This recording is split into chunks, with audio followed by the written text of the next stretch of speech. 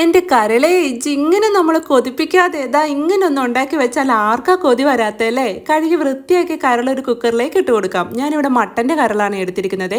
കരൾ നാരങ്ങനീര് ഉപ്പ് ഇട്ട് കഴുകി വൃത്തിയാക്കി എടുക്കുകയാണെങ്കിൽ അതിലെ അഴുക്കും സ്മെല്ലും ഒക്കെ നന്നായി പോകും കേട്ടോ.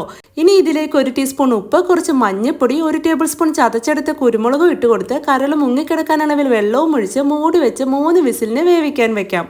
ആ സമയം കൊണ്ട് ഒരു പാനിലേക്ക് കുറച്ച് വെളിച്ചെണ്ണ ഒഴിച്ചു കൊടുത്ത് ഈ എണ്ണ ഒന്ന് ചൂടായി കഴിഞ്ഞാൽ ഇതിലേക്ക് 1 ടീസ്പൂൺ ഉലുവ, 1 ടീസ്പൂൺ പെരിഞ്ചീരകം നൈസായിട്ട് സ്ലൈസ് ചെയ്തെടുത്ത് 2 സവോള ഇട്ട് കൊടുത്ത് ഇനി ഈ സവോള നന്നായി ഇളക്കി വഴറ്റി ഇതൊന്ന് വഴണ്ടി വന്നു കഴിഞ്ഞാൽ ഇതിലേക്ക് 1 ടേബിൾ സ്പൂൺ ഇഞ്ചി വെളുത്തുള്ളി പേസ്റ്റ്, ചെറിയൊരു തക്കാളി കഷ്ണങ്ങളാക്കിയത്, 2ആയി മുറിച്ച 3 പച്ചമുളക്. ഇനി ഇതെല്ലാം നമ്മുടെ സവോളയിലേക്ക് ഒന്ന് ഇളക്കി യോജിപ്പിച്ച് ചെറുതായി ഒന്ന് വഴണ്ടി വന്ന് കഴിയുമ്പോൾ ഇതുപോലൊരു സൈഡിലേക്ക് വകഞ്ഞ് മാറ്റി വയ്ക്കാം. ഇനി ഇതിലേക്ക് 1 ടേബിൾ സ്പൂൺ കാശ്മീരി മുളക് പൊടി, 1 ടേബിൾ സ്പൂൺ മല്ലിപ്പൊടി ഇട്ട് കൊടുത്ത് ഇനി ഈ പൊടികളുടെ പച്ചമണമൊക്കെ ഒന്ന് മാറുന്ന വരെ ഇളക്കി മൂപ്പിച്ച് ഇതുപോലൊരു ലൈറ്റ് ബ്രൗൺ കളർ ആകുമ്പോൾ ഇതിന് നമുക്ക് ഈ മസാലയിലേക്ക് ഇളക്കി യോജിപ്പിച്ചെടുക്കാം. ഇനി ഇതിലേക്ക് 1/2 ടീസ്പൂൺ മഞ്ഞൾപ്പൊടിയും 1 ടേബിൾ സ്പൂൺ മീറ്റ് മസാലയും ചേർത്ത് വീണ്ടും ഒന്ന് നന്നായി ഇളക്കി വഴറ്റി പൊടികളെല്ലാം പിടിച്ച് ഈ ഒരു പരുവത്തിൽ നമ്മുടെ മസാല എത്തിയാൽ തീ ഓഫ് ചെയ്യാം. ആ സമയം കൊണ്ട് നമ്മുടെ കരളൊക്കെ നന്നായി വെന്ത് വന്നിട്ടുണ്ട്.